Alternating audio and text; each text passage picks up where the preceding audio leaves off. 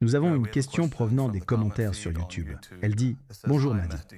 Ma question est, si tu es vraiment le Mahdi, comment réconcilies-tu l'unité de la justice divine avec la souffrance historique des innocents? Et quel est ton rôle dans la restauration de cet équilibre dans un monde façonné par l'oppression systémique? Cordialement. » C'est une très bonne question. Et c'est une question à laquelle il est important pour nous de répondre. Et nous croyons que Dieu n'a pas causé ou n'est pas responsable d'aucune forme de souffrance qui a lieu sur la surface de la terre. Nous croyons que Dieu aime la création et ne l'aurait jamais abandonnée ou laissée. Et c'est pour cette raison, dès le tout début de la création, qu'il a soufflé de son esprit en Adam. Et nous croyons que cet esprit de Dieu est sa présence dans la création, avec la création. Et parce qu'il aimait la création et qu'il l'a créée à son image, il a le libre arbitre et il aime la liberté. Et il a permis à sa création de ne pas être des esclaves et de choisir s'ils voulaient ou non lui obéir. Et donc, ceux qui obéissent à l'Esprit de Dieu, à chaque époque, atteignent un grand bonheur. Ils atteignent le plaisir.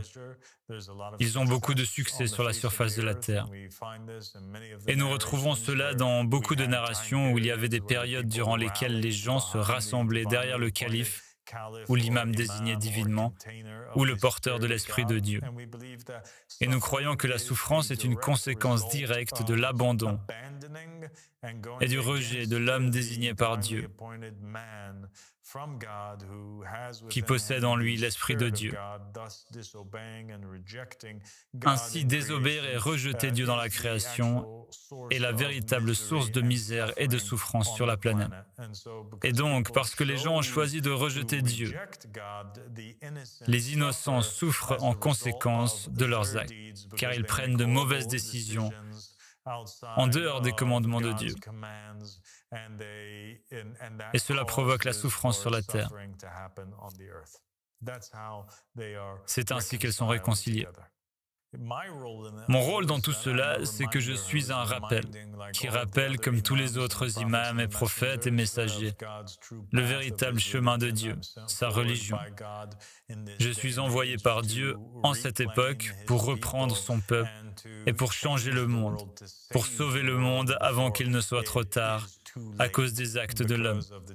Et nous avons un verset dans le Coran qui dit « En vérité, la corruption est apparue sur la terre et dans la mer à cause de ce que les gens ont commis de leurs propres mains. » Et donc, ce verset est aussi une preuve de ce que je dis, que toutes les sources de misère et de corruption sont le résultat des actions des individus qui vivent sur cette planète.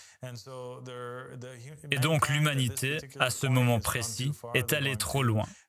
Elle va provoquer l'extinction de la race humaine. Et pour cette raison, Dieu m'a envoyé.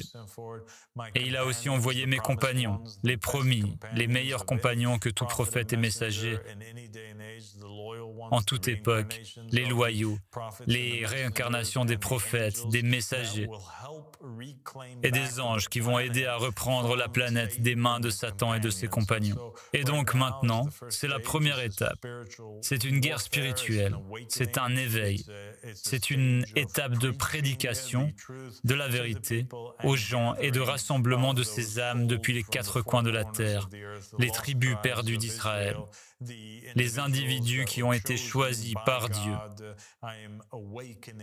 Je suis en train de les réveiller et de les appeler à cette vérité et à cette nouvelle nation qui est en train de naître ou d'être rassemblée depuis tous les coins de la terre.